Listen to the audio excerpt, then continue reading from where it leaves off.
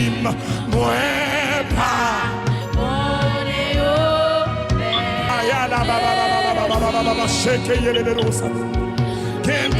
Mon Dieu béni. Mon Dieu béni. Moi qui déballe là. Merci.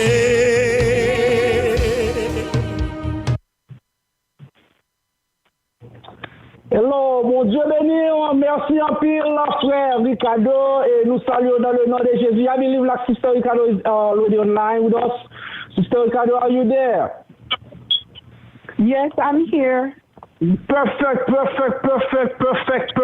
Thank you so very much. And tonight we are going to have a fun night. We're going to have fun tonight on Savoir Vivre, Savoir Faire.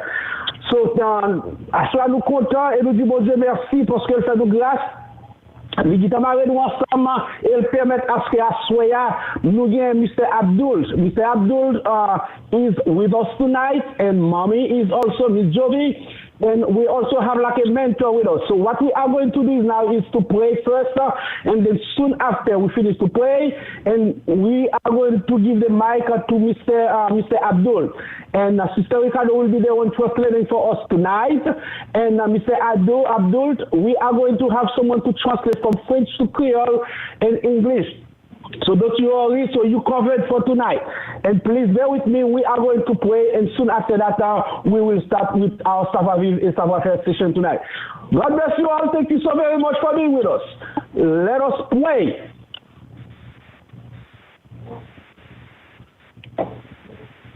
Dieu d'amour, Dieu de paix, Dieu de grâce, Dieu de miséricorde, l'alpha et l'oméga, nous saluons dans le nom de Jésus et nous disons bon Dieu merci pour grâce envers nous-mêmes, cher Seigneur Dieu, merci pour amour, merci pour fidélité, merci pour compassion envers nous-mêmes, merci pour l'église de Dieu des Frères Unis, merci Père Tout-Puissant Dieu parce qu'on fait nous grâce à Soya, ou marrer nous ensemble encore, cher Seigneur Dieu, pour nous apprendre, cher Seigneur Dieu, bagaille tout neuf que nous t'avons apprendre, cher Seigneur.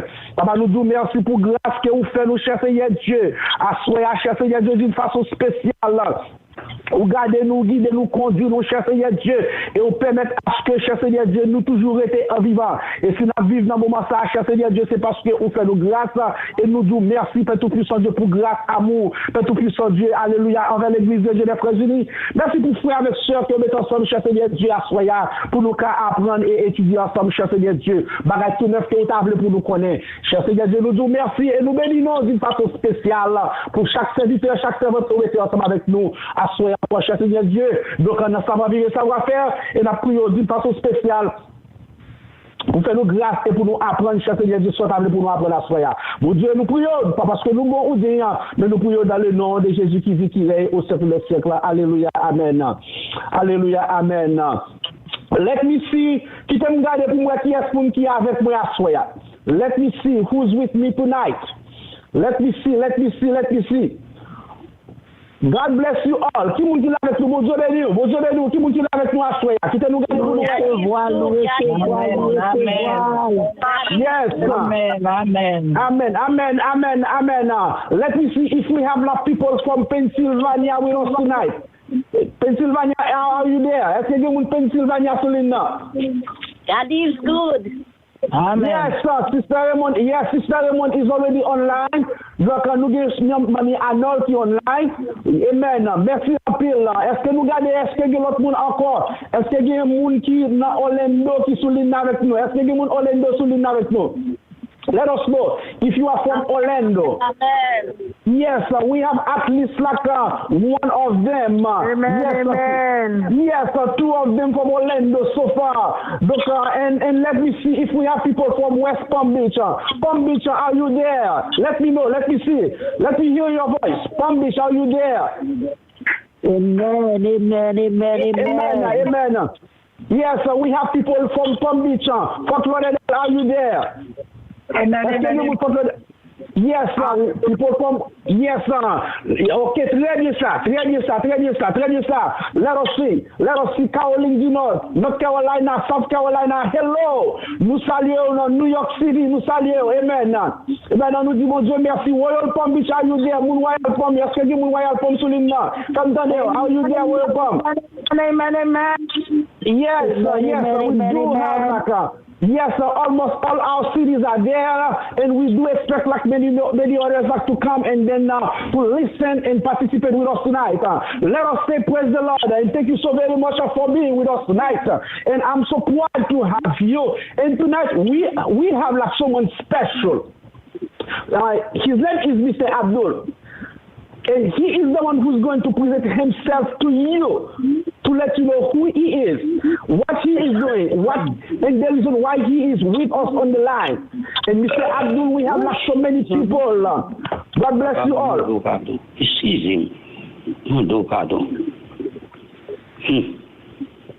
Yes, sir. We have like... Can you guys hear me? Yes.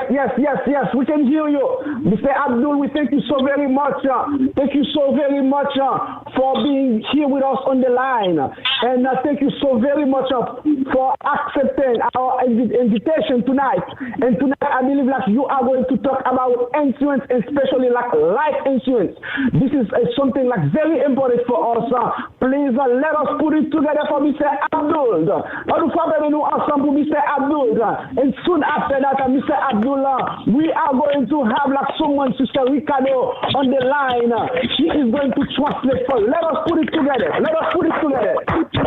Yes, welcome, Brother Abdul. Welcome. This is the United Brothers Church of God.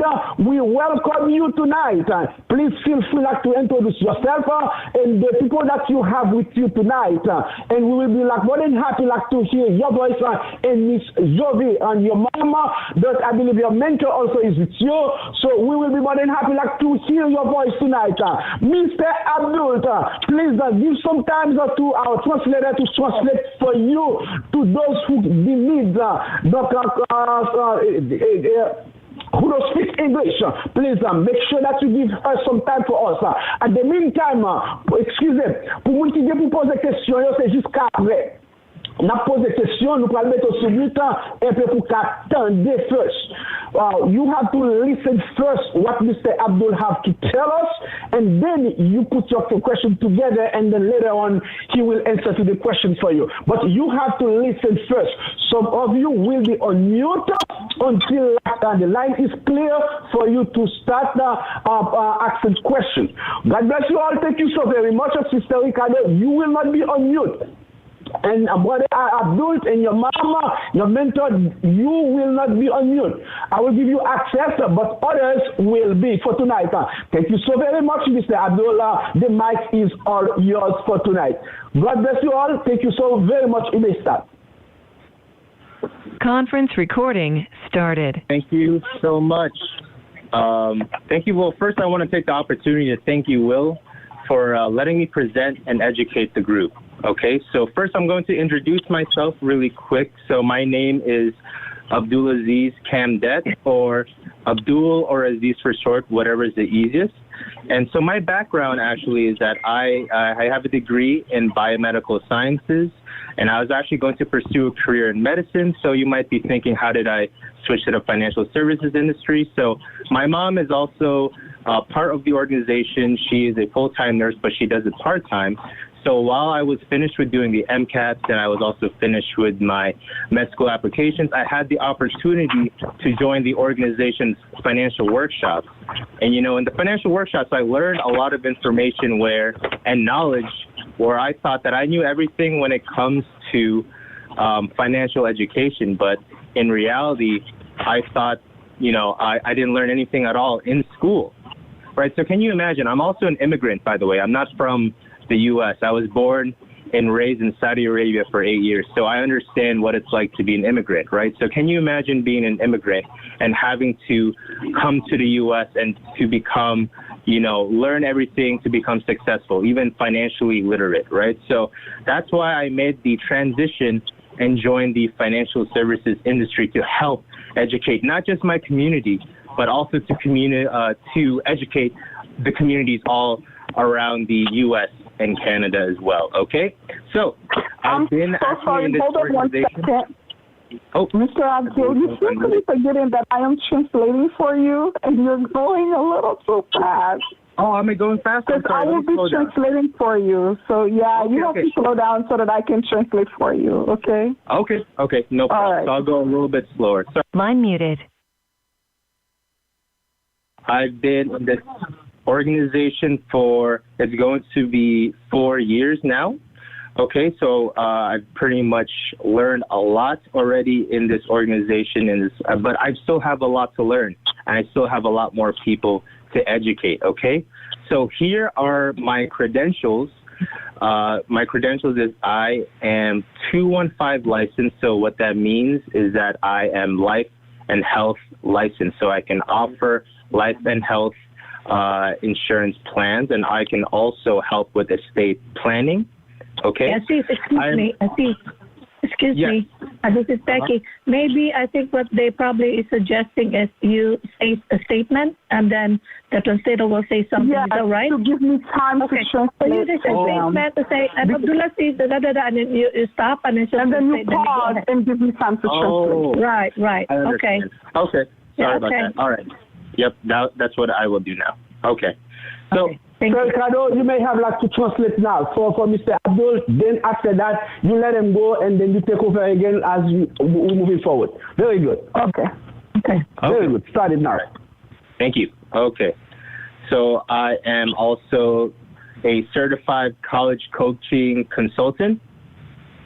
Moi, c'est un collège consultant qui est certifié. I believe also like... work.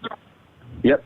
I'm sorry. Mr. Abdul, let me do something because I know we are on the phone. It's very important. So now, Sister Ricardo, we will probably have like some time to start from the very beginning where he started what he said about himself. Then after that, you give him access like to move forward. Okay, Mr. Abdul, give us some time to start first. Okay, go ahead, Sister Ricardo. Amen. Okay. So should I start from the beginning again, or? No, you don't have to.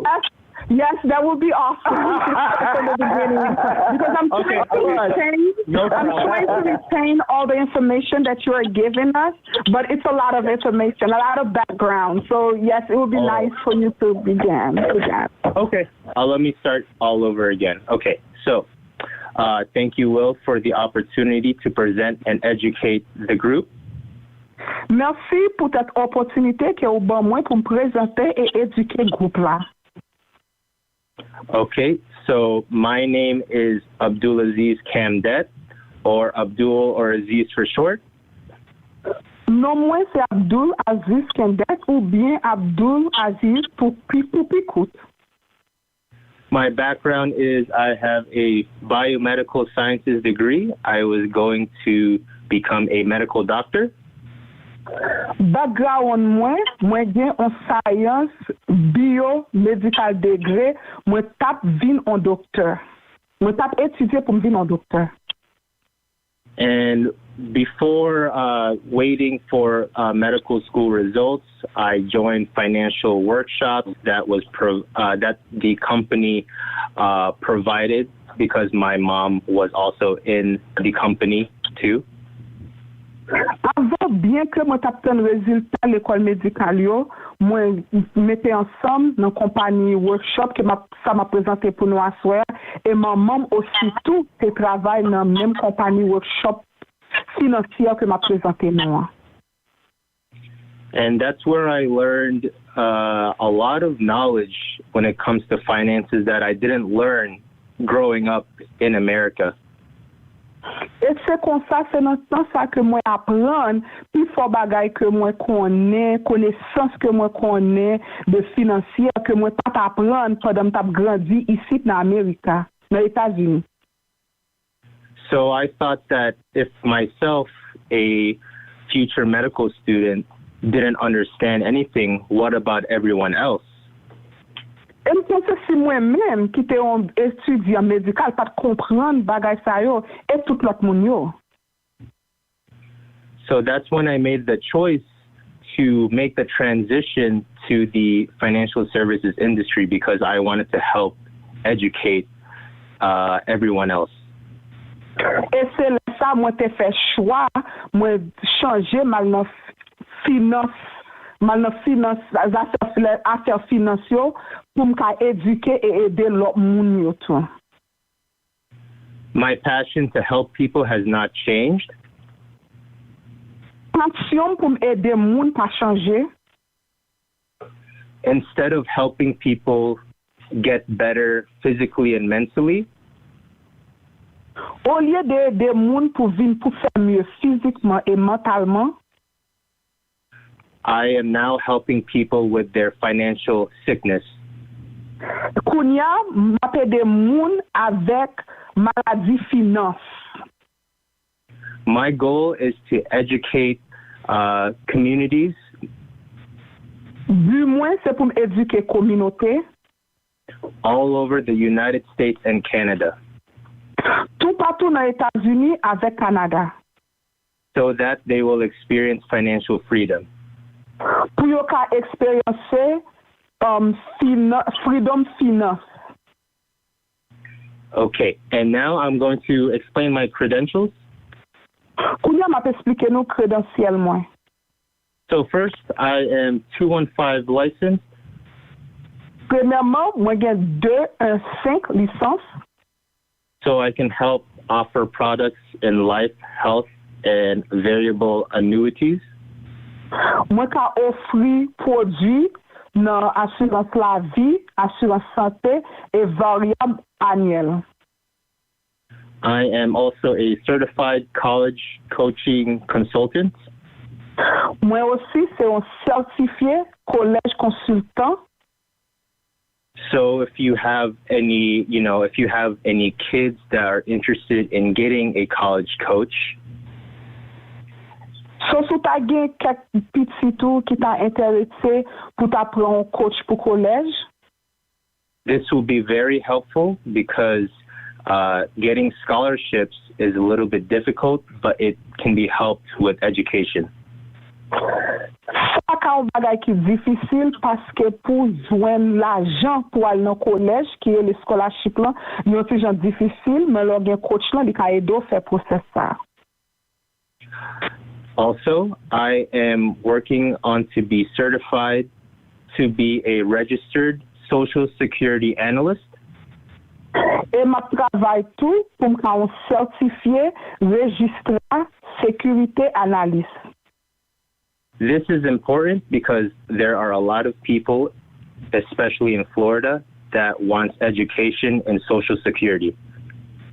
Ça très important parce que il y a un pile moun dans état Floride là qui besoin éducation dans les affaires sociales et sécurité. Yes. And so with those credentials, if you have any questions or anything like that, please ask me during the Q&A. Avec expérience ça yo, avec crédentiel ça yo, si vous avez aucune question sur yo ou ka mande de expérience moins, nan lè n'a demandé question et répondre. Another thing that I do Un autre bagay que moi fais, is that I can help design tax-free retirements for professionals. que moi ka aider désigner taxe pour employement pour professionnel. Now, in the last 4 years, I have helped hundreds of families. Dernier 4 ans qui se passé yo, moi aidé plus que 100 familles. I have also conducted workshops for thousands of people all over the U.S. and Canada. Moi aussi fait des séminaires pour plusieurs côtés dans États-Unis et Canada, pour milliers de monde dans États-Unis et Canada.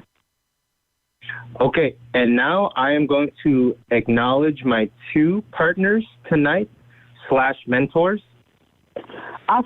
Et Kounia, moi pour faire nous faire connaissance avec 2 collègues moi et mentor moi.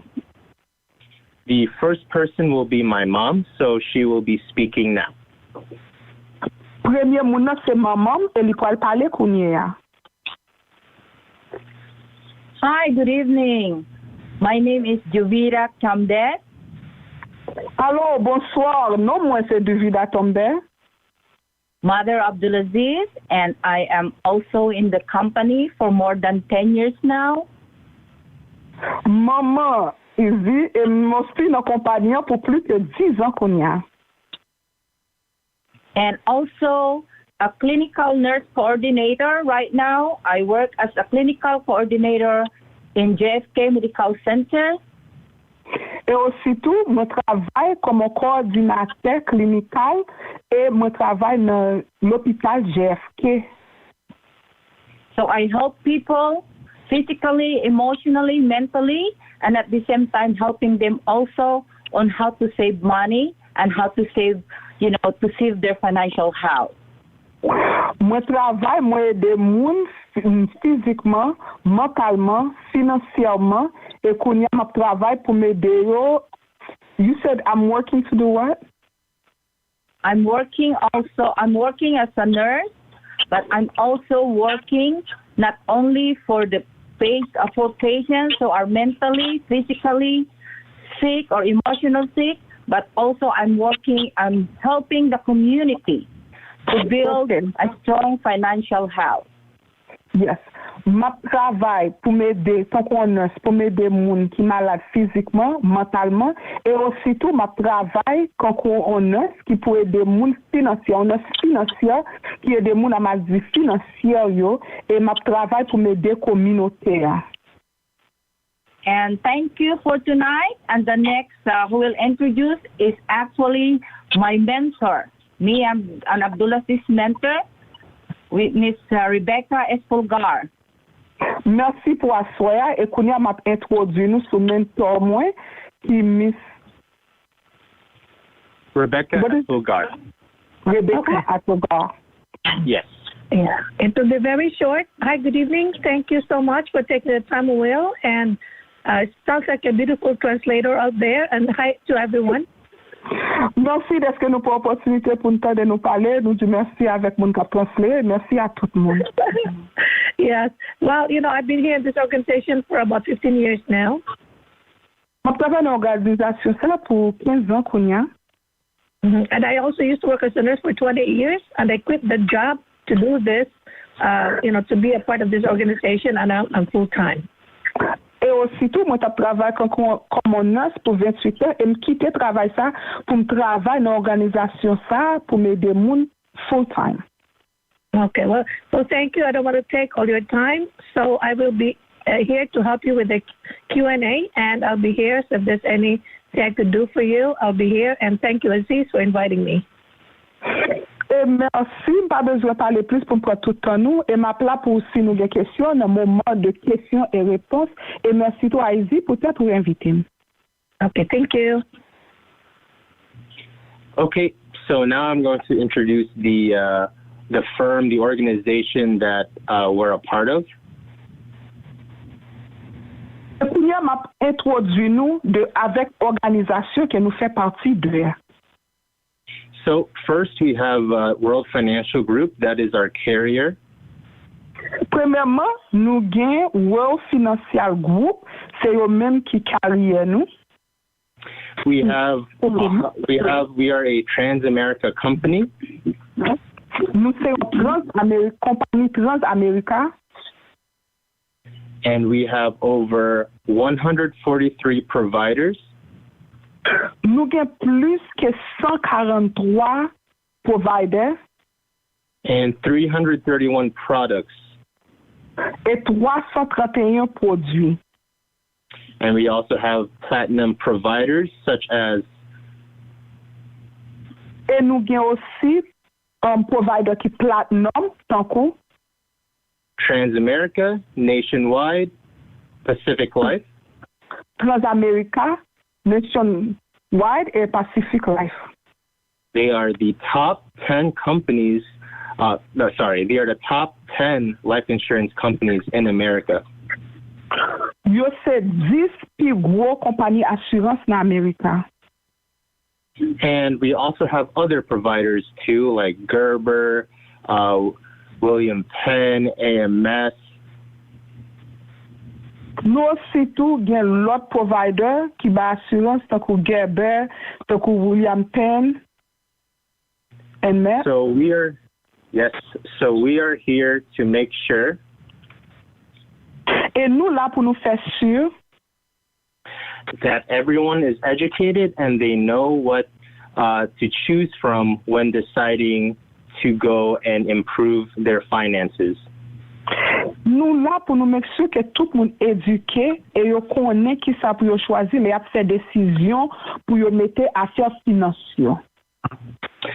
We are, thank you, translator. We are also world system builders. Nous c'est aussi world system builder. We are a community of financial professionals on a mission to deliver financial education. Nous c'est une communauté de professionnels financiers professionnels et nous avons une mission pour nous. We are on a mission for to deliver financial education. Pour nous délivrer éducation financière. And to also revolutionize the financial services industry. Et pour nous révolutionner affaires finance industrielle. Our mission is to financially educate 30 million families by 2030. Mission nous, c'est pour nous éduquer financièrement 30 000 familles par année 2030. And currently, we have 1.5 million families educated. Et actuellement, nous avons 1,5 million de familles qui sont éduquées. Okay, great. So now we're going to begin the presentation. Okay, et Kounia, on a commencé la présentation. Also, if you guys are able to. Et aussi, si nous capables. If you have a pen and paper to take down some quick notes or to write some questions for the end. Si vous te prendre plume avec papier pour te écrire quelques notes pour écrire questions que vous gagnez autour pour commander dans fin session. Okay, thank you. And so the first topic we're going to talk about is financial foundation. Merci. Et premier topic que n'a parlé de assoya, c'est fondation financière. So when you build a house, you need to have a strong foundation.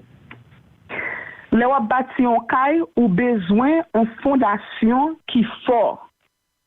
You don't start with the roof and then the walls and the floor, right?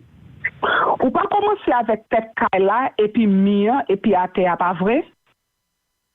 So that's why we need to first start with a foundation, with the floor and the walls and then the roof. Et ça fait faut commencer avec une fondation à terre, mur et puis tête kay là. So then you will have a strong financial house. So wap gen une maison qui fort financièrement. So at the foundation, if you guys want to write this down. Dans fondation, sous table écrit ça. We have protection. Nous gen protection. After protection, we have debt management. Après protection, nous gen management dette. And after debt management, we have emergency fund. Après debt management, nous gen l'argent pour emergency. And after emergency fund, we have investment. Après l'argent pour emergency yo, nous gen investissement yo. So the investment will be at the top and protection will be at the bottom. Investissement ap nan tête en l'air et protection ap en bas. This is important because a lot of people think that investment is the main priority. C'est très important parce que il y a un peu de monde qui pensait que investissement c'est priorité. However, protection is actually the main priority of importance. Mais protection c'est plus gros priorité importance c'est protection.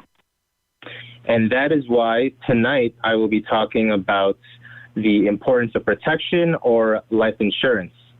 C'est ça que fait à soi, m'a parlé nous de importance protection et assurance de vie. Life insurance has changed throughout the years. Assurance vie a changé pendant l'année yo. And now it is not just used if someone passes away. It could be used for many different reasons. Et kounya nous pas seulement utiliser les hommes mourir, nous ka utiliser pour plusieurs autres raisons. So first we're going to discuss what is life insurance.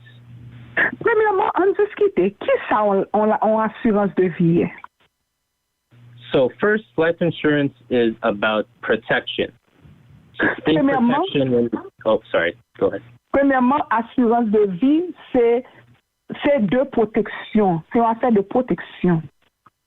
Just in case something happens in the family, for example. En si ka on bagay passe dans famille, par exemple. If you are the breadwinner or someone that's working in the family. Si c'est ou même qui pi gros support famille ou bien c'est ou même qui travaille dans famille. The person that is working needs to have protection just in case they pass away. Et moun qui a travail là ou bien moun qui se soutient famille besoin protection en si cas yo ta mouri. So life insurance works it's a contract between you and an insurance company. Assurance de vie c'est un contrat entre ou même avec compagnie assurance là. You pay premium payments and the insurance company will pay a lump sum to your beneficiaries after your death. Ou paye un montant chaque mois et compagnie assurance là a payé un gros montant que ou te signé pour lui en si cas ou ta mouri avec famille que ou te mette comme bénéficiaire. It can also be used for estate planning and for business purposes. Pour qu'à utiliser le tout pour business et pour qu'à utiliser le tout pour planifier estate. There are many different types of life insurances. Il y a plusieurs de qualités assurance de vie.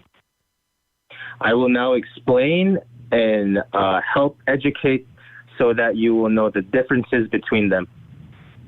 Kounya m'a expliqué et éduqué pour qu'on connaisse différence entre assurance de vie. So the first type of life insurance is called term insurance. Premier type assurance que nous gagnons, c'est le terme assurance de vie. When you think term, think temporary.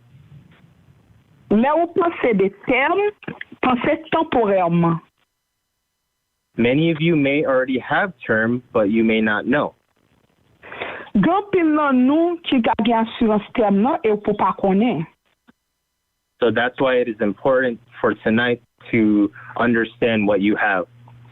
C'est ça que c'est très important pour asseoir pour comprendre ce gagnant.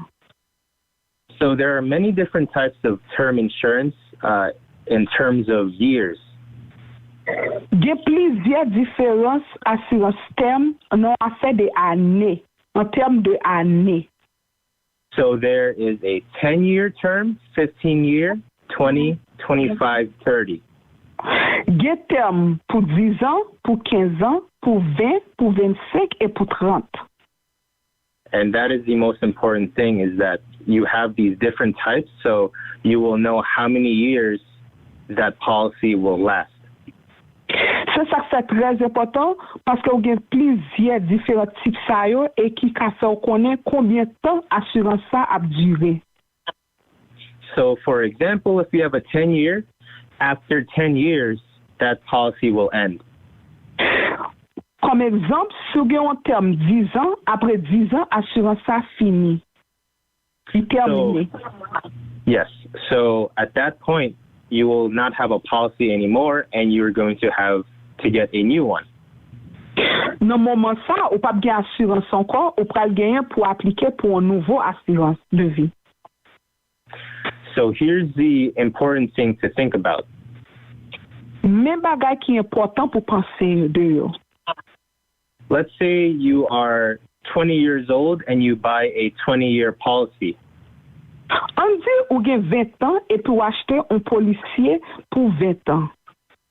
So when you're 40 years old, the policy will end. Là arrivé à 40 ans, policier en fini. Now, at 20 years old, you are very healthy. Kounye ya, l'autre gen 20 ans ou t'es en bonne santé. And at 40 years old, are you still healthy or did you get sick? Non, à 40 ans, est-ce que tu es toujours en bonne santé ou bien est-ce que tu es malade? This is very important because the life insurance company will see your health. Ça très important parce que assurance compagnie de vie a pour santé ou. And if you have some sort of health issues, sickness, things like that, et si vous avez un problème santé, ou malade, bagay comme ça, it can increase the premium of your new policy at 40 years old. montant que vous avez pour payer pour nouveau policier à 40 ans, la monter. Maybe you paid $50 per month at 20 years old. Peut-être l'autre avez 20 ans ou tu comptes payer $50 par mois. But then at 40 years old, you might have to pay more than that, maybe 150 as an example. Et à 40 ans, ou ka gen pour payer plus que ça, maybe 150 comme un exemple. This is important to understand because people think that their premium will stay the same even though they have aged a number of years.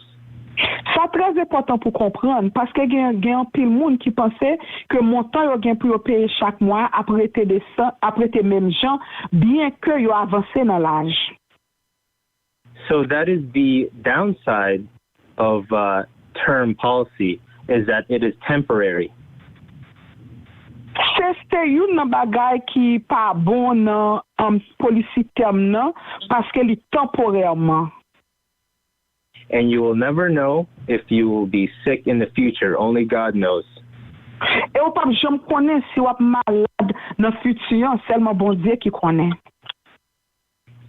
But term also has its benefits. Assurance terme nan gen bénéfice li tout. For example, it is very affordable. Par exemple, montant que ou paye par mois, li ou ka payer. Li affordable. Yes. So if you are just starting out to work and maybe your income is not that high, a term policy is very good to consider. Donc, si vous faites commencer à travailler, ou bien pas travailler longtemps, pas travailler pour un pile cob, policier terme, ils sont assurance de vie pour considérer. And of course, you can change when you have a higher income or things like that, but term is still very good so that you can get easy coverage. Et bien sûr, on peut changer, lorsqu'on a un plus bon travail, on a fait plus grand cob, mais terme, non, c'est un bon policier sous besoin couverture. There's also living benefits that you can get with the term insurance policy. Il y a aussi tout bénéfice pendant à vivre là que vous pouvez recevoir avec assurance de vie terme. They are called critical illness. Tant pour maladie critique, Chronic illness. pour maladie chronique, Acute illness. pour maladie acute, And Or finally, terminal. et maladie terminale. Maladie terminale à mort. So these are great because if you have living benefits on your policy, Ça est bon parce que si vous avez bénéfice pendant à vivre là, ce policier là, they can be used if, for example, you have heart attack, kidney disease, cancer. ou ka utiliser tant que souffre une attaque de cœur, souffre maladie rein ou bien on a fait cancer. Or some chronic pain. ou bien douleur chronique. It is nice to know that you can take money from your policy to use when those sicknesses occur.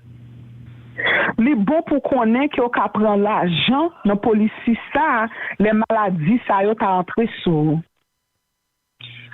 Last important information for term policy.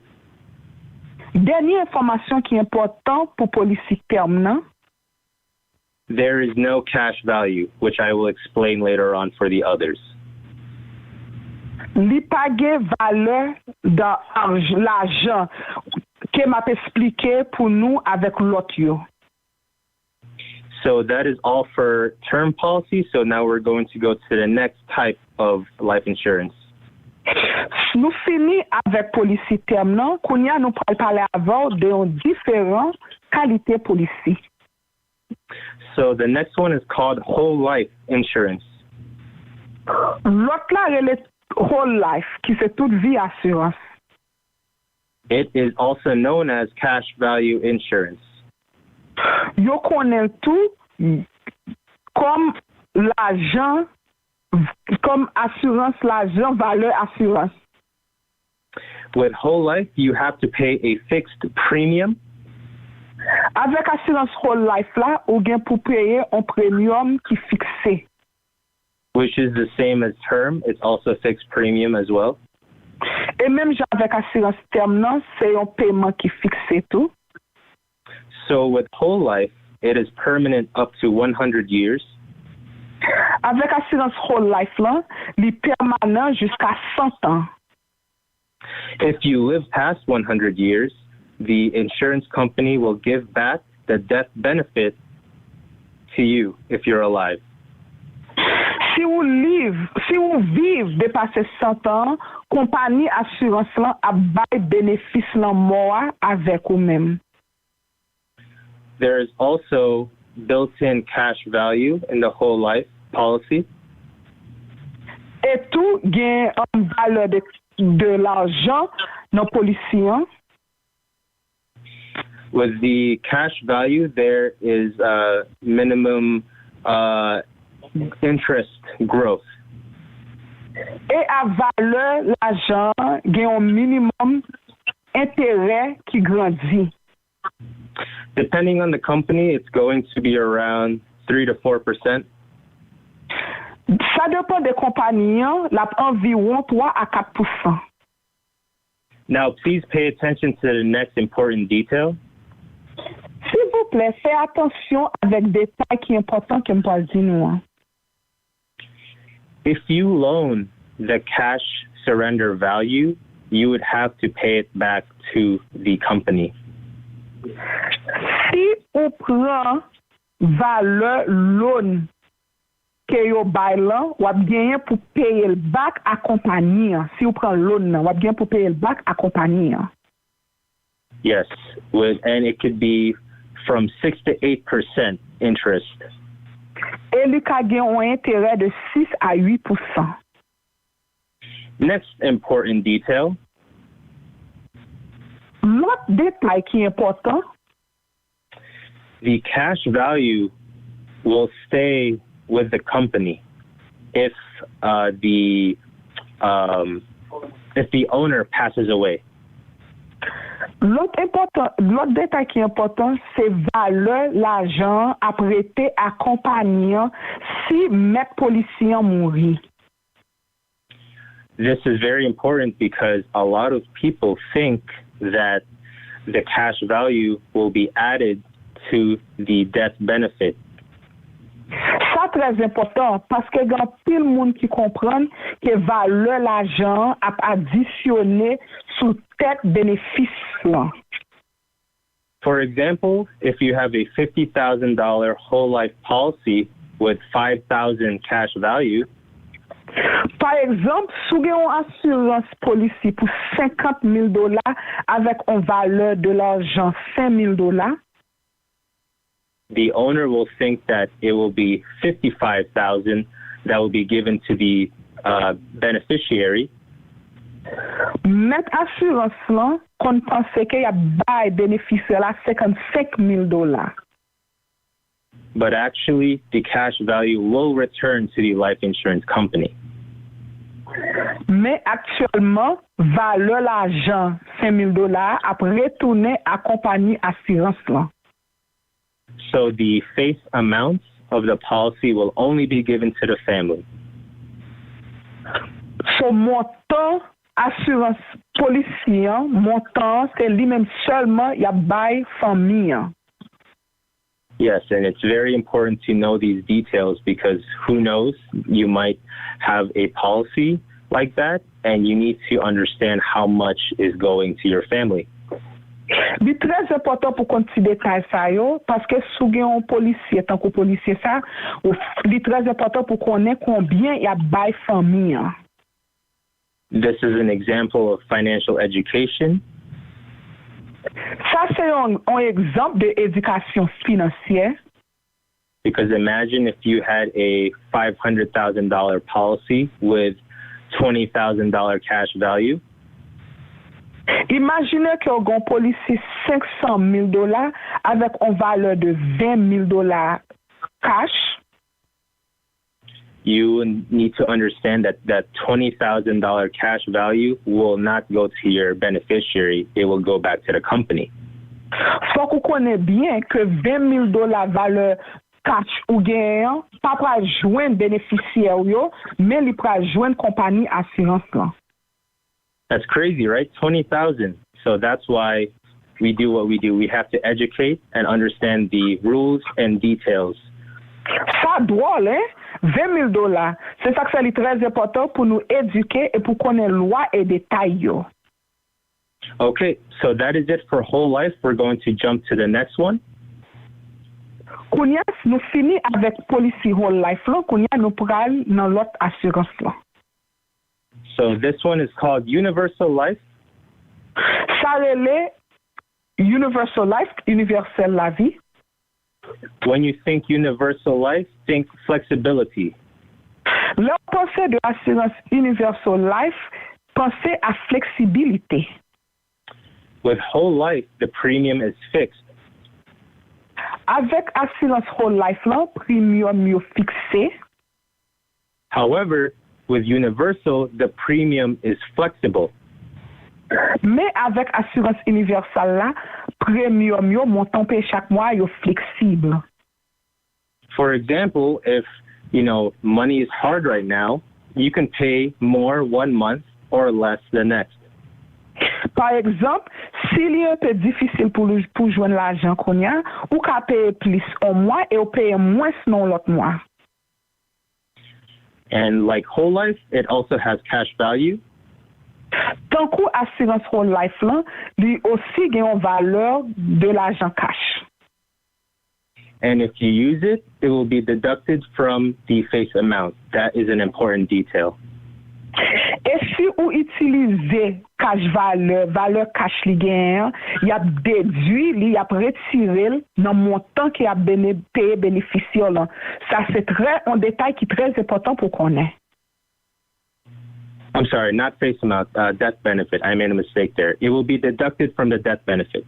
Yes, I said death benefit. I understand. Oh, okay. Thank you. Okay, so next important detail. L'autre détail qui est important. Cash value can be used to pay the premiums as long as it's enough to pay for cost of insurance. Valeur l'argent cash li gagne, ou ka utiliser pour payer montant par mois yo premium yo depuis li gagne assez l'argent pour couvrir. There is also a minimum guaranteed interest rate. Gagne la donne tout un minimum intérêt qui garantit. And that is it for universal life. We're going to now jump to the last type of insurance plan. Ça c'est la dernière information que nous gagnons pour assurance universelle là. Kounya nous pourra sauter sur l'autre assurance là.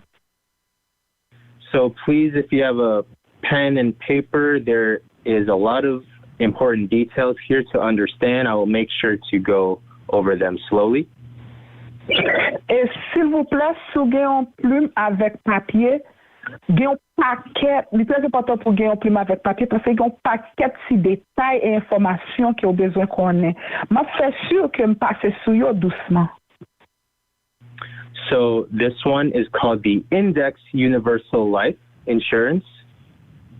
Assurance ça, le Index Universel Assurance de vie. This is also flexible because it is also a universal life insurance. De même tout, ils sont assurance qui est flexible parce que ils sont assurance universal. So all rules apply from the universal life. Même loi qui est appliquée dans l'assurance universelle, c'est le même tout qui est appliqué pour assurance ça. Okay, so next important detail, the cash value is based on the index market like the S&P 500. Ça qui est important pour connaître, valeur, l'argent cash li gagne, ça dépend de index, valeur market là qui a passé dans le moment, valeur index market là dans le moment. So just think S&P 500 is the top 500 companies in America. Juste penser que S&P 500 c'est top 500 compagnies en Amérique. And basically, you're not directly investing in the stock market. Basically, on pas investir dans le stock market là. So there is no, how do you say? There is no loss. So on pas gain perdu. And basically, the cash value in the policy is credited with a return based on the performance of the index. I can repeat that if you need me to. So, valeur cash l'argent que assurance ça gagne, li gen rapport pour ouais à comment index market là dans moment yé. Okay, and so next, more details. Et encore plus de détails. There is the growth rate up to 12%. Gagnons un grandissement, donc un grandissement rate à 12%, un grandissement pourcentage à 12%. And that would be called the ceiling. The growth rate is called the ceiling. Et pourcentage grandissement ça, il relève tête là. So the highest you can get is 12%, nothing higher than 12. If the market performs higher than 12, you will only get 12. Montant qui intérêt qui pi gros qui au caplan c'est 12%. So si valeur index market là monte plus que 12% ou même seulement qu'à joindre 12%. So even though that your growth is capped, there is actually a benefit to this. Même que grandissement d'un cap sous tête li, un bout sous tête li, mais il y a un bénéfice là-dedans. You have the benefit of being safe. Ou gen bénéfice pour être en sécurité. Do you remember last year when COVID hit America for the first time? Ou songe l'année dernière, les maladies COVID là frappé États-Unis pour la première fois. It was devastating for a lot of people's health, but also their finances.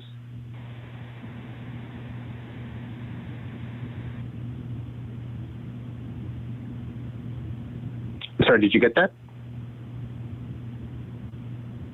Il était un désastre, non seulement pour santé en pile monde, mais il était aussi tout un désastre pour affaires finance en pile monde. I'm sorry, I was on mute.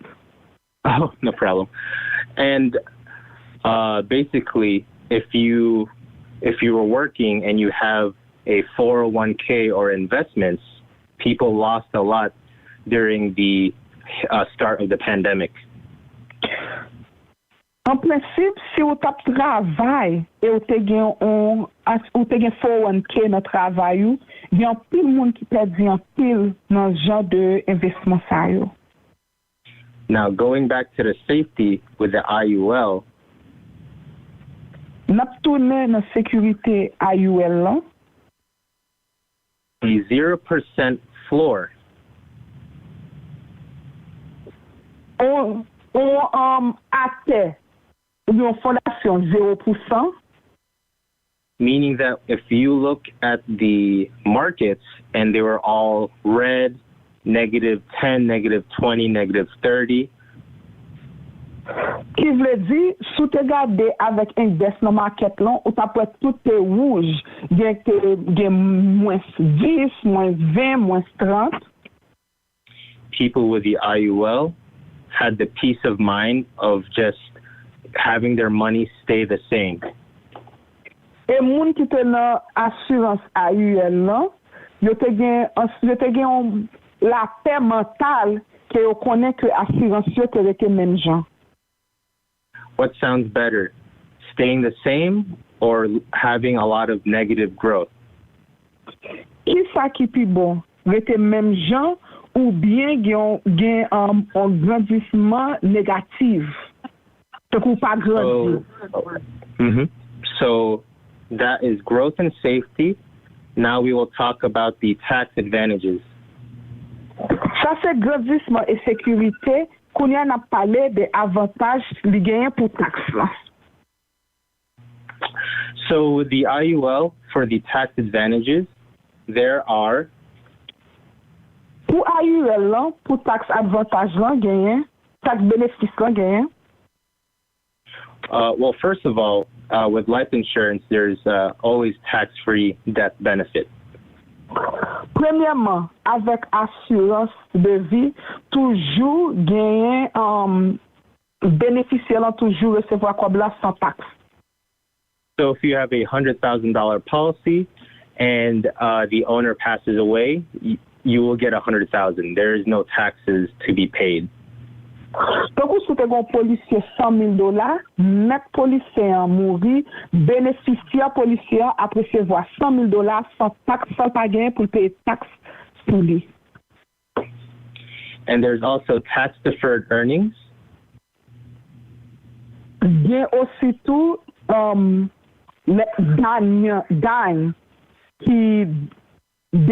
qui ont payé pour payer taxe. Like, when you said tax deferred earning, like you don't have to pay the taxes, or the taxes are just deferred? Yeah, yeah, you do not pay taxes on gains in the policy. Et montant que vous avez gagné, que la grandi, que vous avez gagné, on peut pas pour payer taxe là-dedans. And that is because of the IRS code laws in America. Et ça a un rapport pour avec la loi code que IRS gagne en Amérique. There's also tax-free withdrawals. Gagne tout l'argent ou ka retirer que pas payer taxe pour yo. So what that means is that when the cash value in the policy is enough, premiums paid into the policy can be taken as tax-free withdrawals. Ça veut dire les valeurs l'argent cash dans policier assez, premium montant à payer par mois ou yo ka mettel tant qu'on pas pour payer taxe sur lui, sur montant.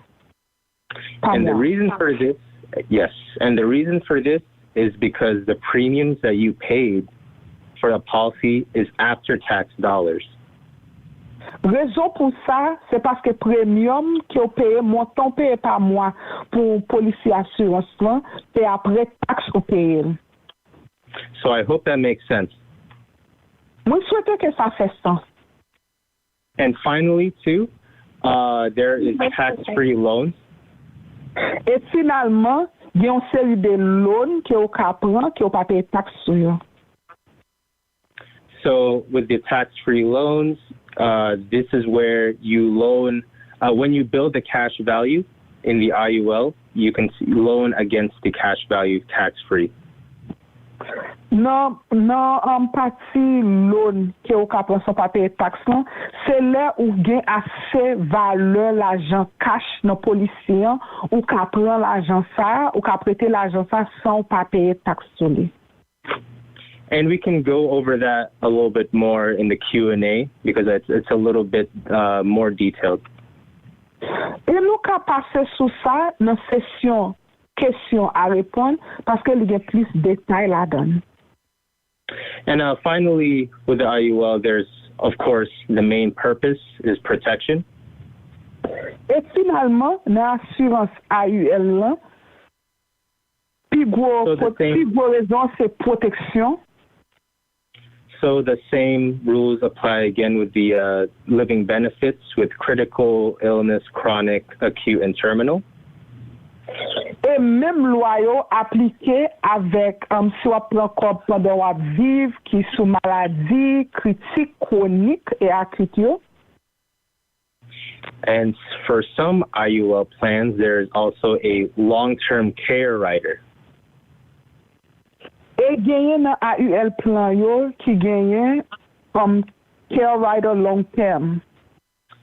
So long-term care is if you are unable to do 2 out of the 6 daily activities of living.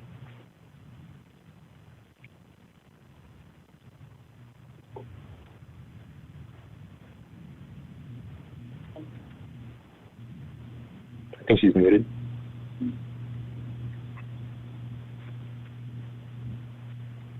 I think you may be muted. Oh, yes, I was. Et nous avons parlé de long-term care, nous avons parlé de activités ou gagner pour faire de jour, 2 dans 6 activités normales que vous gagnez pour faire de jour en jour. Can you talk a little more about the activities? I'm actually going to go over it. Yes. So the activities of daily living are... Activités de jour en jour, yo, c'est... There is bathing, baigner, eating, manger, changing, changer, radou. There's also continence, which is like pooping. Continence, tant qu'on à la toilette, à la lacelle. Toileting. Oh, I'm sorry. Transferring. Transférer. Transferring, which is like being able to like go like move, pretty much like being able to move from different beds. Okay, habilité pour marcher. And dressing, being able to dress yourself. Oh, et habiller. Habilité pour habiller tête. So if you're not able... Before you said changing. When you said changing, what is changing? Oh, I'm sorry. That's the same as dressing. So let me try this again. Yeah, okay, so there's bathing, eating, baigner, manger, continence, aller à la selle, toileting.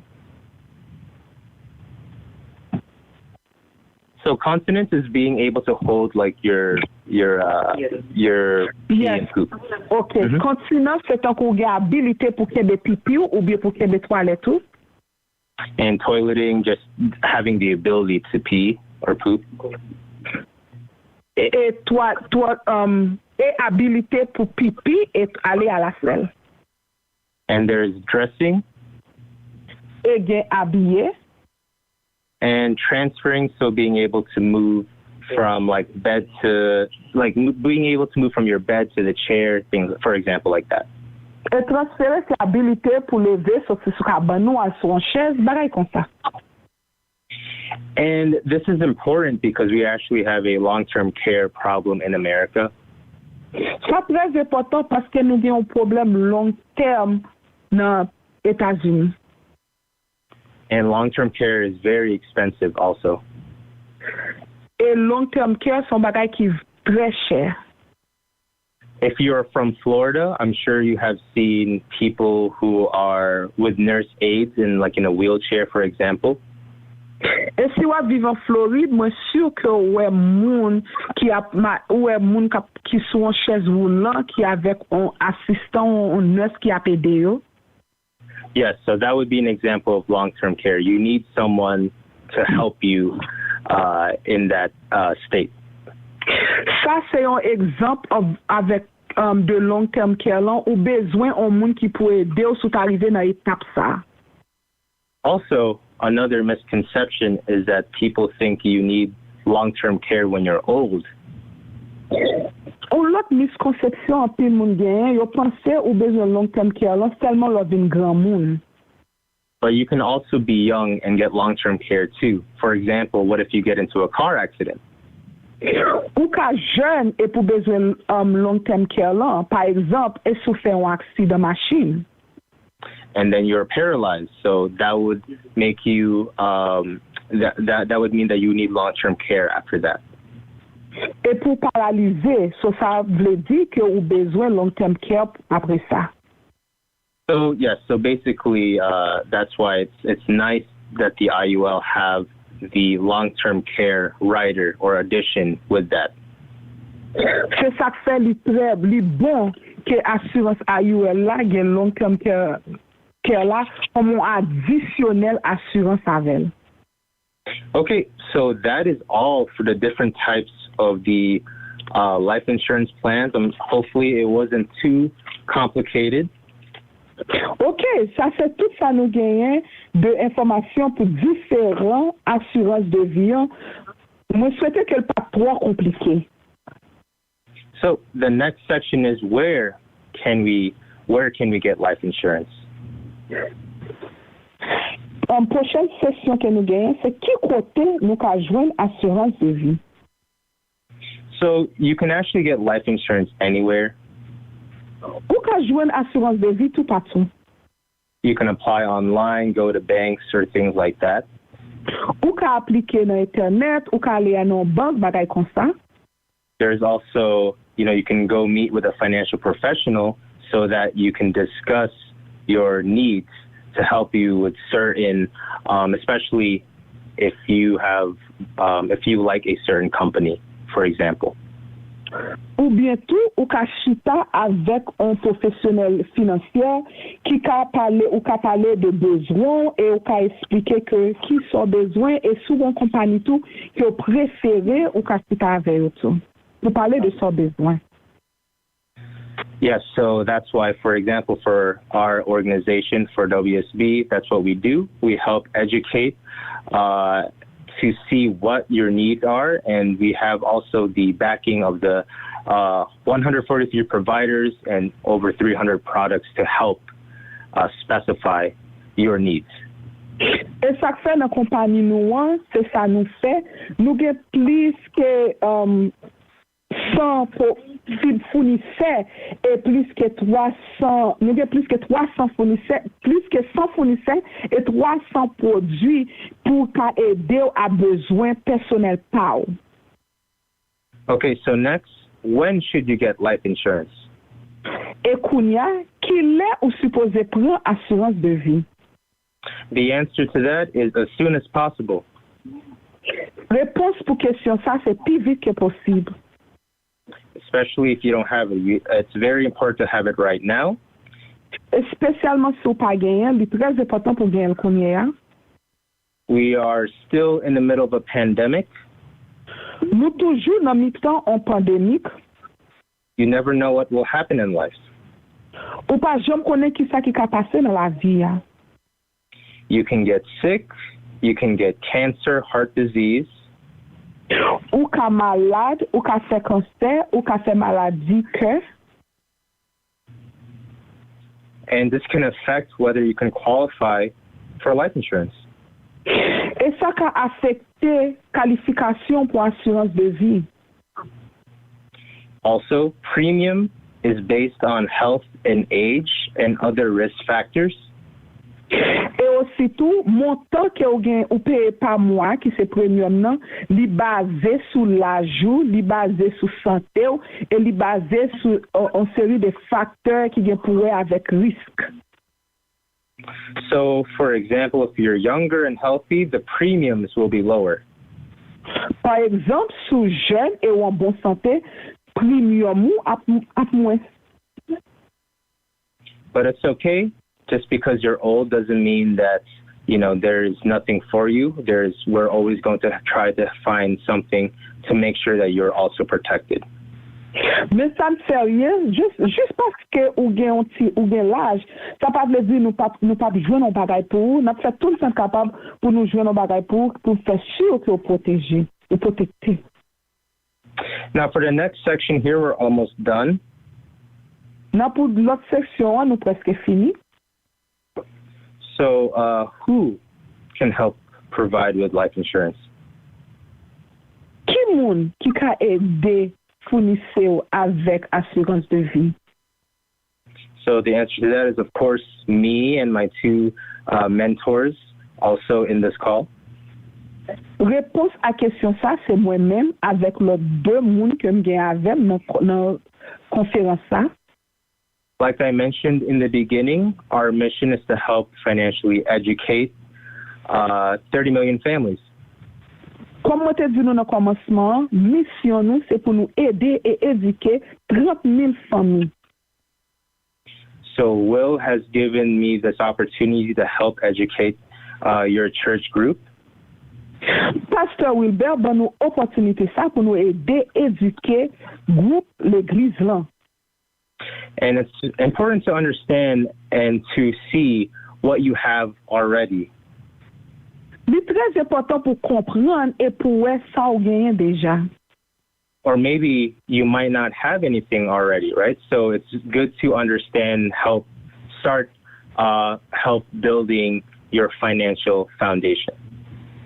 Et peut-être tout ou capable gagner rien, solide bon pour comprendre pour commencer bâtir fondation financière. We can meet one-on-one.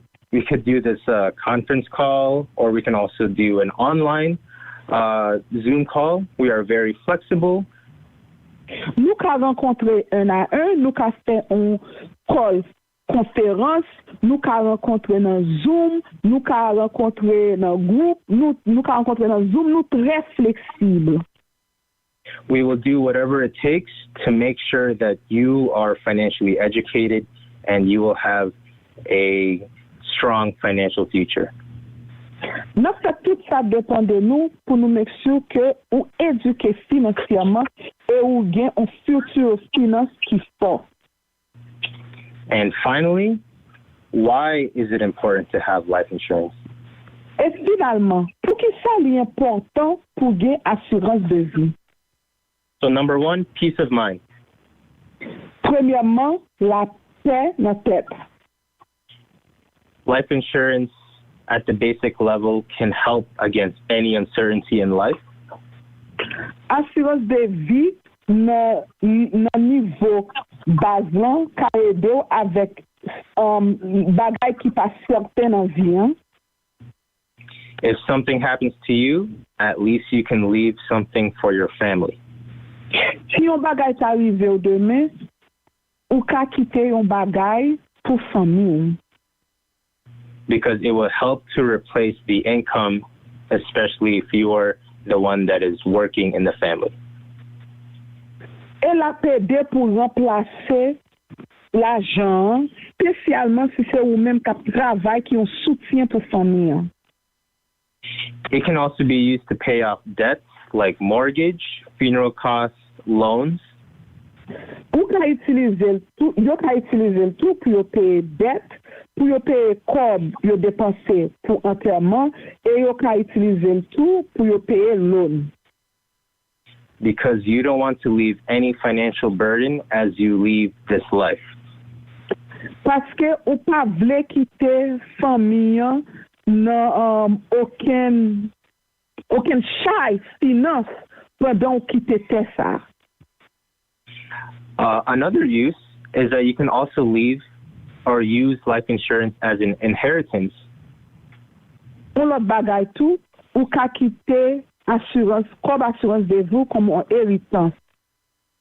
For example, if you don't have a lot of assets, you can use life insurance as an inheritance to your beneficiaries.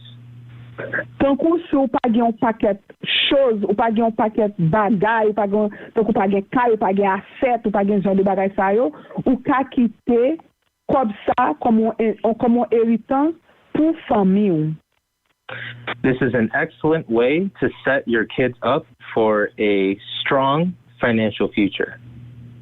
c'est un bon genre pour mettre Timounio, pour ranger Timounio, pour un futur qui est fort financièrement.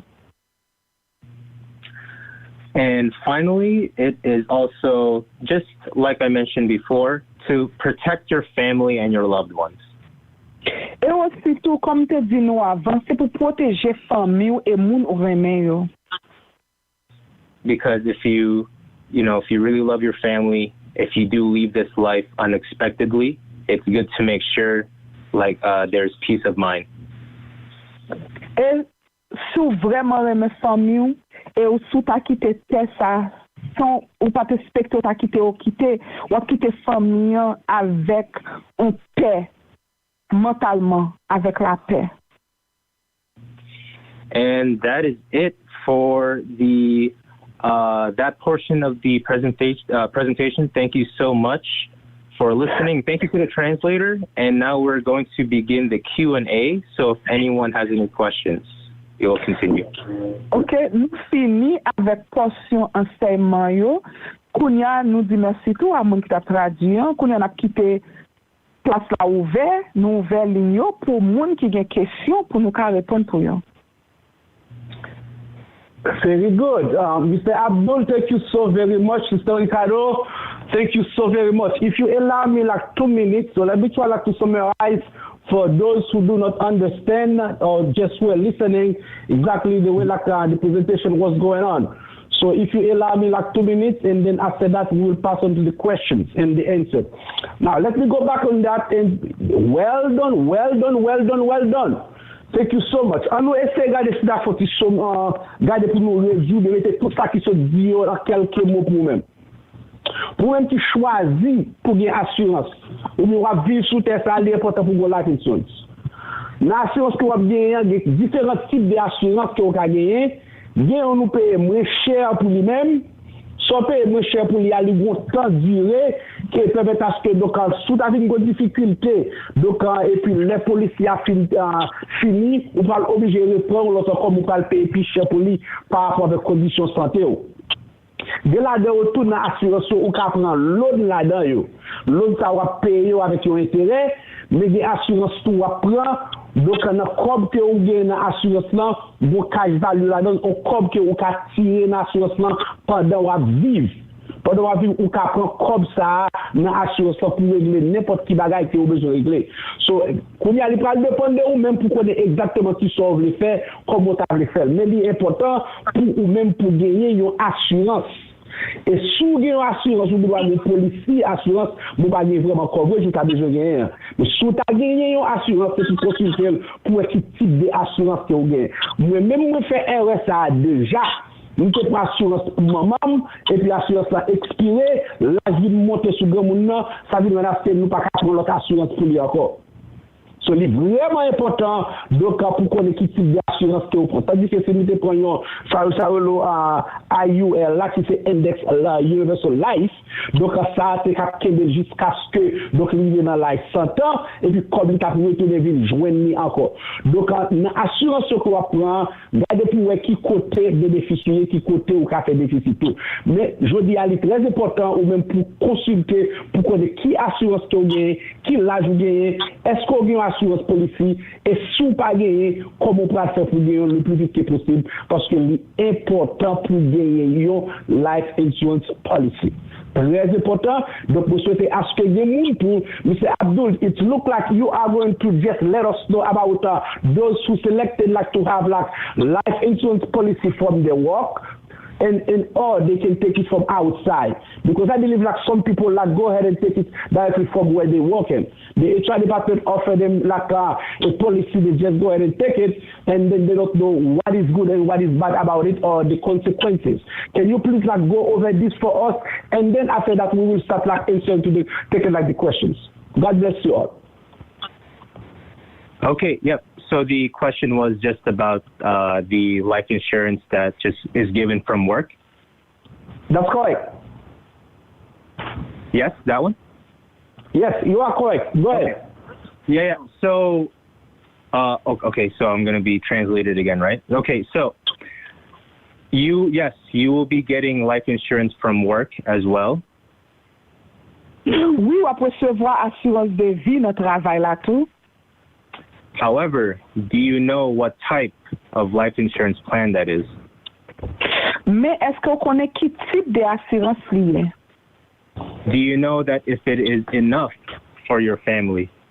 Est-ce qu'on connaît s'il y a assez pour famille? What is the face amount? What is the death benefit? Combien quoi vaut? Combien quoi y a bénéficiaire là sur mourir? And it's great to have life insurance from work. That's a good addition. But what if you need protection, additional protection?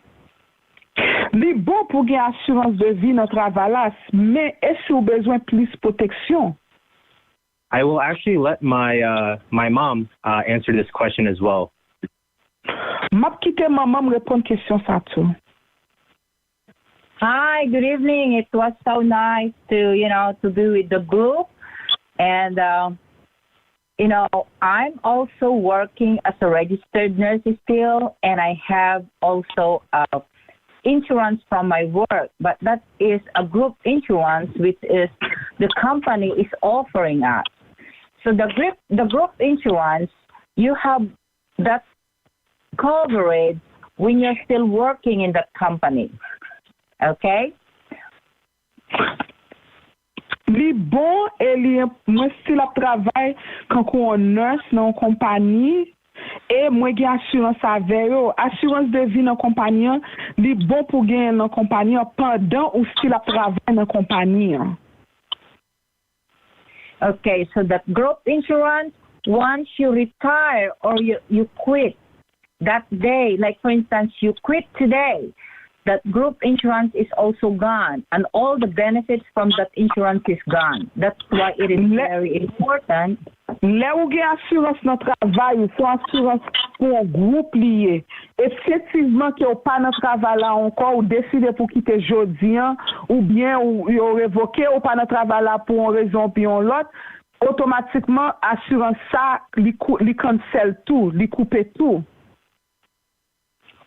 When you're retired, that life insurance also is also gone. Et là où prend retraite tout de travail là, assurance groupe sortait gagnant, li terminé tout. And if you resign or retire, at what age you're gonna retire, then you can actually also continue the life insurance that you have. Et si vous quittez le travail là, si vous prenez retraite tout, à l'âge, ça dépend à l'âge où vous prenez retraite tout, ou quand continuer assurance ça. But they will base on your age and your health status. So it's either you will be declined or you can no longer afford it. Yo ka le bon assurance alors pas notre travail encore li terminé et puis bon option pour qu'il y ait assurance là qu'on y a yo pas basé li sous santé et l'âge et au arriver au niveau que pas ka payer pour premier montant par mois assurance ça encore. Thank you. So that's why it is very important to have your own personal protection. Merci. Et ça fait très important pour gagner un policy protection pas mais qui pas policy travail là. Okay, does anyone have any other questions, or if you want us to go more over that question? Est-ce que pas gagne Line unmuted. ou bien est-ce que tu as nous fait plus ralenti sur question ça? Let me go ahead and open the line for you guys to ask questions. Donc tu get question vas-y, go ahead. Não, tu tá pensando, eu daria com ele que é falou que bom por o mundo agir de cada posição. Que é massa tá bom. Pastor, are you going to translate the questions or you want me to keep going? Please keep going. Okay. With all the insurance that you have talked about or you have listed, I would like to know for someone who is in their 40s, what is the best policy for them? Okay, awesome, great question. There's still a lot of products that is good for the age 40s as long as they are healthy, and also if they are having like hypertension, which is being controlled, and they have the annual check with the doctors, they can still get a very good and excellent protection with cash surrendered value that they can even use that as a retirement supplement when they retire, which is considered tax-free. May I add on to that question too, to the answer? Thank you, Joey. Yes. Okay, no, you go ahead and translate first. Sorry. Yes, yeah, that's what I stopped. I'm going to go ahead and let Pastor take this one. Ok, genye nan assurance nan l'âge que ou genye possibilité parce que ou ka pran yon policy ou ka jwen yon policy qui ka aide à accumuler cash là dans tout. Donc dans tous les cas ou ka prend tout ou ka choisir n'importe là cependant il pral dépendre de conditions santé ou. Et c'est ça que nous disons extrêmement important dans l'âge que vous avez pour choisir une politique très rapide avant que la santé a dégénéré. En avant. Let's go. Miss Rebecca, we're listening to you. Go ahead. Oh, okay. Hold on. Someone said that. I just want to answer that question earlier that you answered. I just want to add on. This is Becky. Her question is, what would you recommend? So what we do actually is we don't give a recommendation. What we do is we sit down one-on-one with the person. So I'm going to translate first. Okay. Nos situations pareilles, nous-mêmes tous, ça nous a fait, nous chita avec vous ensemble. Okay. And then we sit down one-on-one with you and show you the different options and see which one is most suitable for you. Whatever you think is most suitable for your budget and for your needs, then we will help you with that. Ok, ça nous a essayé de faire pour les nous chita ensemble avec vous. Donc nous avons réalisé, nous évaluer, nous qui est capable bon pour vous. Donc pendant qu'on parlé avec vous, nous avons expliqué vous. Donc là ça, donc nous avons qui est plus bon pour vous et qui est-ce que vous avez plus ou payer pour lui. Parce que il y a des gens qui veulent en police mais pas payer pour lui-même. Mais il y a des gens qui veulent en police pas qui est pour choisir. Donc nous chita ensemble là plus facilement aider d'une façon ou d'une autre pour connaître qui est capable bon pour même à partir des budgets comme que vous gagnez et santé ou etc. tout bagage va jouer ensemble. Okay, maybe if someone a jeune ou non pour parler avec face à face. Okay. How are we going to find out how? Okay. What we need to do is really, since of course we cannot discuss it tonight, we need to sit down with them and show them, and we could talk about it one-on-one, like, in front of them, so we could show them some options and show them which one is best suitable for them. Sorry, I was on mute now. It's very possible like we can get in touch. So I believe like at the end of it, that you are going to give your number so for them like to get in touch with you. So, ça passe, ça va se prendre, donc, des possibilités, nous connaissons peut-être à distance, des possibilités, tu as le numéro de téléphone ou de façon pour contacter eux, si tu as contact avec eux, quel que soit côté. Yeah. And we also need, the translator did a great job, and we also need her name and her number, so if we need her, and of course you, Pastor, if maybe you could help us translate for them sometime. Ok, moun qui a travail qui est extrêmement bon, nous avons pour nous avoir contact avec lui, pour si nous avons besoin pour nous utiliser encore, donc pour aider plus pour nous toujours. Yes, of course it is possible, but definitely like we will get in touch and we see exactly how we're going to do that, okay? Yes, I agree, Pat. Very good. May I? You did a great job. Yes, Yes. perfect. This is Sister Ricardo, and she, of course, like did a good job, awesome job. I will definitely pay her myself. She knows how I'm going to pay her.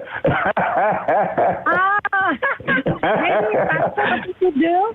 I have a proposal for you. We have a proposal. I was thinking maybe one day the translator and you and Jovi and Abdul and us, we could sit down and see how we could strategize how to help your church members. Very good, very good. We will plan for that and definitely will let you know and when the time comes, okay? Perfect. Thank you so very much. Yes. Yeah. Yes, thank you so much. Yes. Someone have a question, I believe. Someone else have a question, I believe. Next question. Yes, hello? Yes, we're listening. Go ahead. Okay. Moi genye 3 questions. I have 3 questions. M'a retourné dans premier commencer à côté parler de collège Stevin en collège là pour ti moun yo qui aller dans collège là pour demander est-ce que like life insurance ou bien ou prend un plan pour ti moun pour le 16 ans pour collège li avec prepaid like collège prepaid Florida prepaid collège yo qui est en de ça qui pi bon après m'a posé le deuxième. Okay. The question that I have is if you have an insurance plan for your kids, you talk about the insurance plan that will help you go to college or the financial plan that help you go to college.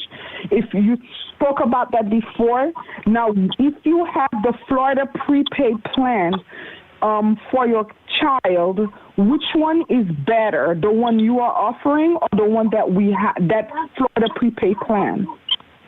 Pastor, did I get everything? Yeah. Of course, yes, you did. Yes. Okay, I can answer. Okay, good. Okay. Yes.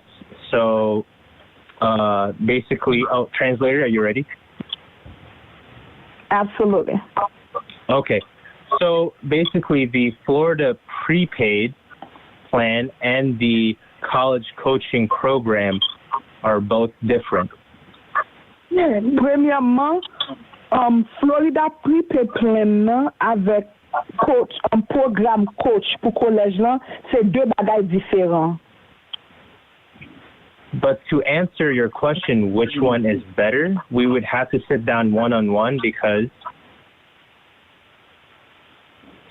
Mais pour répondre question là avec qui est-ce qui est bon, faut nous chita 1 à 1 parce que because I would need to see how long have you funded the Florida prepaid plan, you know, how much is already ready, also like versus the college coaching program and what it can offer. Pour nous chita ensemble pour nous regarder combien cob ou déjà bail sous Florida Prepaid College Plan nan, combien qu'il a donne, combien qu'il a available la donne, comment plan y kounya que ça a besoin et puis pour nous chita ensemble pour nous parler des plans que nous offrons, pour nous comparer 2 plans yo pour nous ouais qui est là dedans qui est bon pour. Because it is very difficult to answer that question unless I already know how much is in the prepaid plan, so then I could tell you which would be the best course of action. C'est très difficile pour me répondre à question. Ça, si pas connaît combien cob qui n'a prepaid college plan pour nous cacher ensemble, pour nous parler, pour nous voir qui ça qui action qui pi bon pour, qui ça qui pi bon pour. Okay. Delgado. Okay. Life insurance, si vous avez accompagné de plans, like 16, non, pour si vous allez dans le collège, là, il y a un plan, est-ce que c'est bon? Non, commencement, téléphone, on te fait rapidement. Répétez la question, s'il vous plaît. Si, ok. Vous avez un life insurance. Un life insurance, vous avez ou gen un plan pour kids college la donne. C'est que dans le petit monde qui fait dans le aller dans collège, qu'on y a au cas prend comme ça pour collège. Est-ce que ça c'est un bon investissement? Est-ce que c'est un bon planier pour Kakembe pour petit monde non avant y aller? Okay, the question she's asking is about, because there's some plan out there within your life insurance. You have this plan where you pay money every month and it will help towards your college funds. It helps towards your college, the money you're paying. What she wants to know is that plan a good plan? A good plan to have. Okay, I understand the question. So, that is, for myself, I don't know if my mom or my mentor wants to chime in, but that's the first time that I've heard of that type of plan.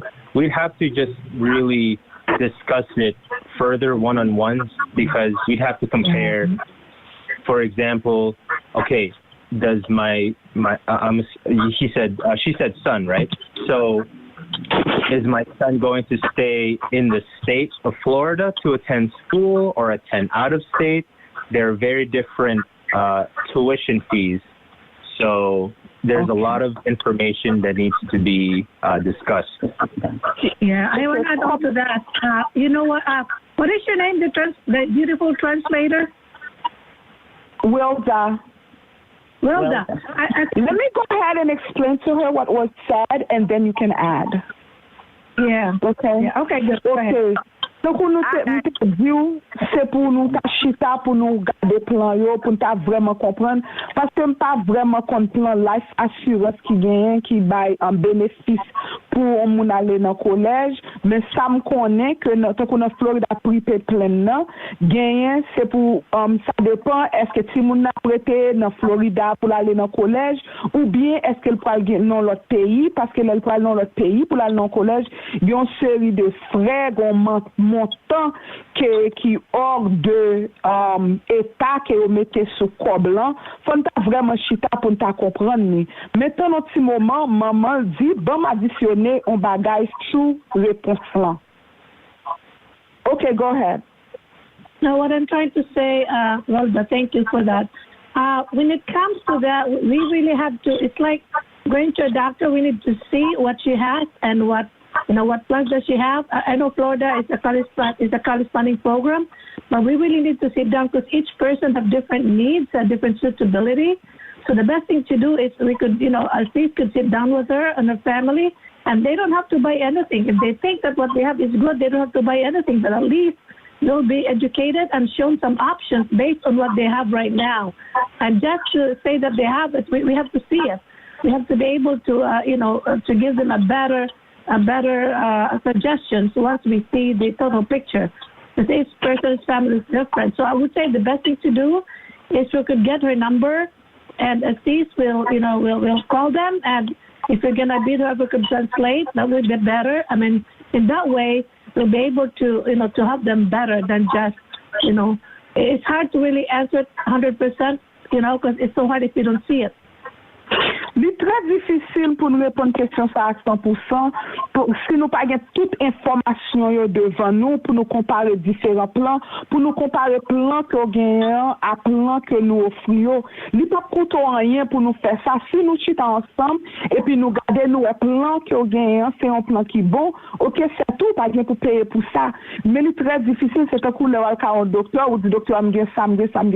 Mais faut docteur aware pour lui vraiment comprendre maladie ou gagnant, ça ou gagnant pour le cas qui action pour lui prendre qui plus qu'à aider. Donc, il est vraiment mieux pour nous prendre numéro de téléphone nous, pour nous prendre sous besoin on qui peut traduire pour nous accompagner ou pour nous faire un call, pour nous parler avant, pour nous vraiment comprendre plan gagnant, parce que oui, nous connaissons un plan dans Florida qui est le Florida Prepaid College Plan, mais il faut vraiment chiter avant pour nous garder et puis pour nous prendre des décisions ensemble pour nous voir qui ça qui est bon pour eux. Well, she could come to our office, Wilda, if she wanted to. I'll talk to my pastor. He's my boss. Yeah, but she could come if she wanted to. I mean, we want to help them based on what their needs are. And, yeah, so, yeah. Can I chime in? Hello? Yes, we're here. Hello? Okay. Hello. I just wanted to say, yes, hello. I just wanted to say that I know that me and Pastor Will have been talking, and we're definitely going to, a lot of these questions are very specific questions, and it's very, basically I don't have all the data in front of me, okay? So what we're going to do is, me, Pastor Will, and then Wilda, if you can also help also with the translation and things like that, we're going to help every single person in this call who needs the help needed when it comes to whatever, the life insurance, you know, the college coaching and things like that. And there's no fee. Yes, yes. Because right now it's all about the education, and I know I can tell a lot of you are, you know, really excited and you want to know more about your own finances, but we need to sit down one-on-one so that we have the data and so we can give you the best assessment, because it's hard to, we can't just say yes or no, you know, to some of these questions. It's very detail oriented. Yes. Nous vraiment contents pour toutes questions qui m'ont donné, mais il est très difficile pour nous répondre on fait des questions qui appartiennent personnellement avec nous-mêmes parce que nous n'avons pas tout détail devant nous. Ce qui est plus bon, parce que nous voulons aider chaque monde qui souligne, chaque monde qui n'a call ça dans le moment, nous voulons aider. Et ça qui est plus bon, c'est pour nous prendre le numéro de téléphone, nous, pour nous gagner information, pour nous chita, pour nous parler, pour nous accéder toute information, pour nous voir ça qui est plus bon, parce que nous voyons que c'est un groupe de monde qui vraiment envie d'éducation de sujet que nous avons parlé, pour nous chita avant, pour nous parler de ça. Pass, would you like to add to this? No, that's correct. The best we can do is, Mr. Abdul, is at the end of the call. So what we'll be doing is we'll ask you for again to spell the name of the company, and so and also provide your phone number and email address. I believe we have a lot of people on the phone with us tonight. They will take it and probably get in touch with you later on that, if you don't mind. And you are free to do that, to give your phone number. And if one of you guys let me say that in clear.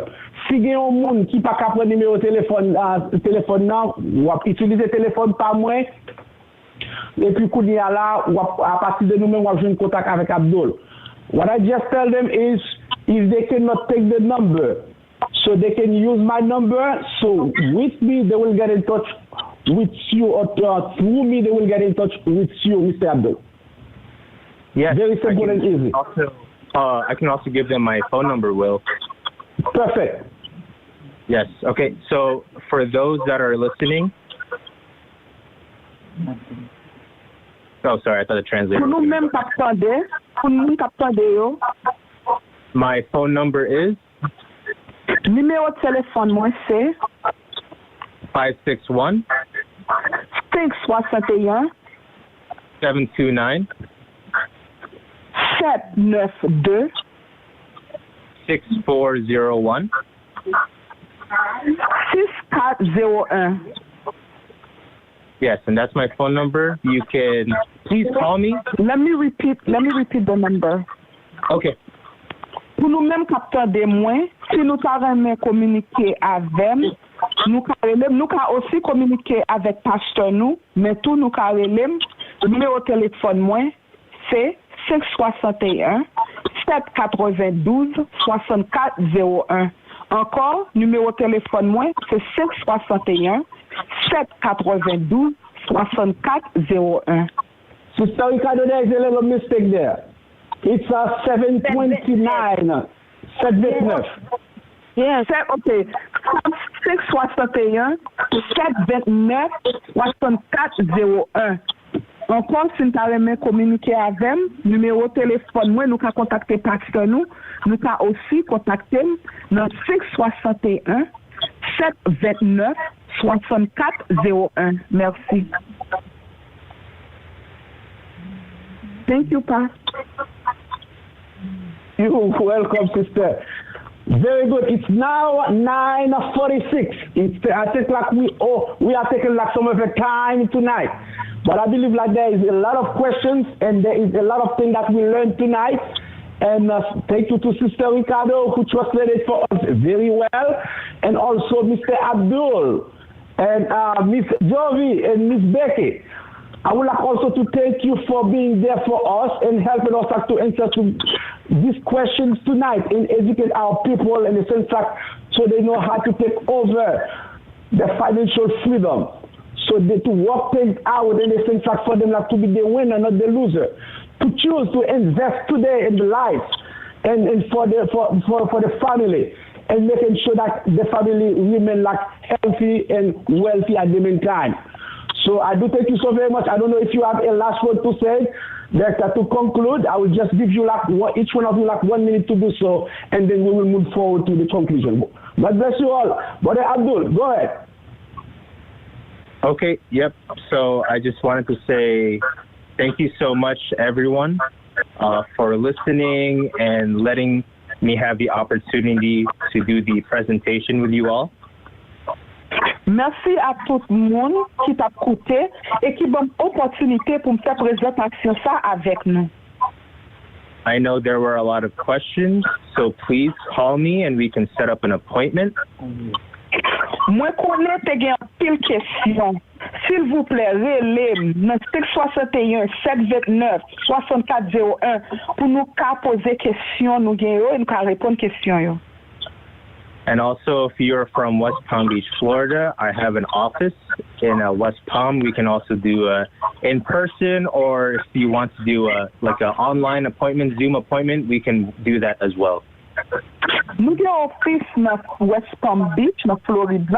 Nous pouvons faire un appointment de personne à personne, ou bien nous pouvons faire un appointment dans Zoom aussi.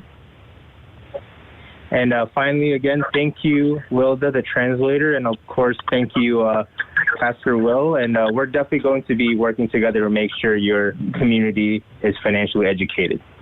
Et merci avec mon qui t'a traduit, et merci aussi à Pasteur Wilbert. Nous travaillons ensemble pour nous faire sûr que la communauté ou l'église là, est éduquée. Thank you for having us, Wilda and Pastor Will and the rest. Thank you, Assis and Jovi. Thank you, Becky, for supporting us. And thank you so much, Will. Thank you, Wilda, for the translation, for everything. Okay? That was a very good job. Merci à tout le monde, merci à translateur, merci à Pasteur Wilbert qui t'a invité nous. Ça c'était une très bonne session. All right, well, that's good. Great. Thank you so very much. Let us put it together for Mr. Abdul, Sister Becky, and Sister Jovi. Put it together for them. I don't have anyone from me. Yes. Yes. Amen. Amen. Merci Apil. Thank you so very much. Amen. Let me dire nous ça. Objectif là, c'était pour enseigner nous, pour éduquer nous. Et nous bien contents tout parce que serviteurs ça qui ensemble avec nous nous fait nous connaître que yo ka extend, yo ka additionner dans temps yo pour yo chita avec pour yo ka éduquer plus toujours. S'il possible vous voulez prendre produit dans main yo, ou ta voulez prendre assurance dans main yo, ou libre pour faire ça. Donc, vous avez pour l'autre produit aussi à travers l'école pour nous ou libre pour faire ça. Mais attention à ce que pour ou même pour te former, pour éduquer, pour connaître. Et ils exactement fait ça. Et moi, après ces gens qui font là, ou même qui besoin plus d'informations, mettons à l'aise pour faire. Et songez bien que mes frères et sœurs, ou bien besoin d'éducation. Vous bagay que ou pas connaître aujourd'hui à apprendre ni et vous bagay que ou ta doué connaître aujourd'hui vinn konnen qui va l'utiliser et utiliser la famille demain. Donc, songez que l'église de Dieu des frères unis là pour ça, et nous là pour nous continuer à encourager et aider pour avancer. Donc, des questions qui peuvent peut-être poser plus devant, j'en fais une réponse. Moi-même, moi, recevoir training déjà. Donc, moi, prends tant mal l'école pour étudier bagay assurance ça yo. Donc, moi, connais très bien, mais moi, pas chita sur lui pour mal prendre licence parce que je n'ai pas de temps pour ça. Donc, mais certainement, même bien éducation dans ça, donc, pour aider tête, aider famille, aider communauté, spécialement l'église, déjà les présidents. Donc, certainement, donc, c'est pas un très bon moment, de tout bagage que vous connaissez. Donc, moi, je quitte à ce que vous t'étendez dans la bouche de l'autre monde qui peut aider. So, si vous comprenez l'assurance, la présidentielle est important pour gagner. Donc, je ne peux pas dire si vous devez gagner ou pas. Parce que il parle de prendre ou même volonté pas. On pas parler de qui sont à gagner ou pas, il parle de prendre des capacités pas. Mais il y a des gens qui comprennent que il y a des gens qui ont assurance, qui connaissent assurance et des bagages qui cheap. Et puis, on pas ouais bénéfice ou pas gagner là dans pile devant. Donc, songez, donc moi-même, donc, m'a encouragé. Moi-même, assurance que moi-même, que m'encourager en pile monde. Donc, pour prendre ce cas, c'est ça qui est plus bon pour moi, ce cas est fort là. Donc, mais tout, ça a un avantage là dans le bas de moustache, il est extrêmement important. Donc, pour gagner tout. Bon, là, je suis privé, ou surtout pas le mourir, donc, il est toujours très bon. Souvent, emergency, ou qu'on a une assurance, qu'on a fourré pour prendre la donne. Donc, c'est très important. Ou quand vous assurance de $100 000 et puis dans 5-6 ans, vous avez un problème, et puis je nous montre $30 000 40 pour la donne facile. Donc, on a comme ça payé. C'est un bon bagage que lié, hein? Bon bagage. Au lieu de rester jusqu'à ce que vous pour monde à bénéficier, ou même tout 40 pour prendre la donne. It is a good thing. So, ça nous est index universal life là, it is a very good policy. Very expensive, but best out of the best. But bless you all, thank you so very much pour ce côté avec toi, Soya. Et si vous m'avez en plus, je connais, nous plus disposés, disponibles pour nous aider. Donc, bon Dieu, nous merci à pile. Et nous pourrons demander s'il vous plaît, on va baisser tout. Sister Ricardo, tonight, we have to also put it together for you. Nous frappons, nous pour Sister Ricardo. I know she's very shy, but tonight, I believe like she is doing something else. Something better than before, you know, that she is doing wonderful. Let's put it together for her. Yes, Amen. I don't know what Ricardo did for you over there, but you are excellent once again tonight. Amen. Sister Jasmine, God bless you. Est-ce qu'on avec toi sur toujours? Sister Jasmine, are you still there? Yes, sir. All right. Perfect. And I'm going to ask you to please pray for us tonight. And it's very happy to have you. You ask good questions tonight. Just pray for us tonight. God bless you all. Merci Seigneur d'être nous Thank you. Thank you. Faites-moi vous passer avec protéger, nous garder, nous Line muted. On peut accompagner, fait nous songer que à soir nous avons un lieu de rendez-vous, savoir vivre, que nous apprendre qui j'ai pour nous protéger famille, nous qui j'ai pour nous protéger en tête par nous. Nous gagnons emergency, nous gagnons problème, nous tomber nous mourir pour nous protéger petit nous avec famille nous derrière. Puis nous disons merci que pasteur nous avec toute équipe là, madame ni que ou te bail compréhension pour te chercher, toujours à chercher bagay qui pour utile nous, utile l'église là, utile peuple. Nous Dieu merci pour ça. Nous pas jamais suspendre Dieu merci pour protection que au bas nous, dans route dangereuse pour protéger nous, garder nous. Et dans minute ça que nous soulignons et tout le monde qui était soulignant nous dit que ça a été apprendre si que nous toujours utiliser même si nous ne comprenons pas ni aujourd'hui, mais nous carrelons parce que nous carrelons l'autre monde pour nous plus de lumière. Nous prions, nous allons dormir dans le sommeil de la mort, nous allons lever dans le sommeil de la vie pour demain matin pour nous continuer à évacuer avec activité. Nous prions comme ça au nom de Line unmuted. vie et qui règne au siècle des siècles. Amen. Amen. Merci à pile. Excusez-moi, je regrette infiniment. Je ne pas prêter attention à ça. Il y a pile de monde qui a envoyé texte message pour moi. Donc, qui a encouragé le travail, ça. Nous contents. Merci à pile. Il y a qui va dire, Pasteur Wilbert, c'est beau bagaille. L'église de Dieu des frères, il dit, montez plus haut. Gloire à Dieu. Ça m'attendait. Ça va jouer notre texte message. Very good. Donc, le dernier texte message que nous appelons pour là-dedans, dans ça nous recevoir. Merci à pile parce que vous voulez faire nous exactement ce que vous voulez pour nous hier dans la communauté. Gloire à Dieu. Merci à pile nous apprécier ça. Que mon Dieu continue de nous. Nous avons des choses pour nous continuer de faire lecture pour même des textes messages que nous recevons. Donc, ça pour assoyer. Thank you so very much. Let us all say thank you. Let us all say thank you. Thank you. Thank you. Thank you. Thank you. Thank you. Thank you. Thank you. Thank you for educating us towards financial freedom. Thank you. Amen. God bless you all. Merci à pile. Good night. Bonne soirée à vous tous. Et une autre fois encore, Brother Abdul. Thank you so very much for being there with us. Thank you. Thank you again. You're welcome. And good night. Thank you, Mom and Rebecca. Welcome. Thank you for being patient.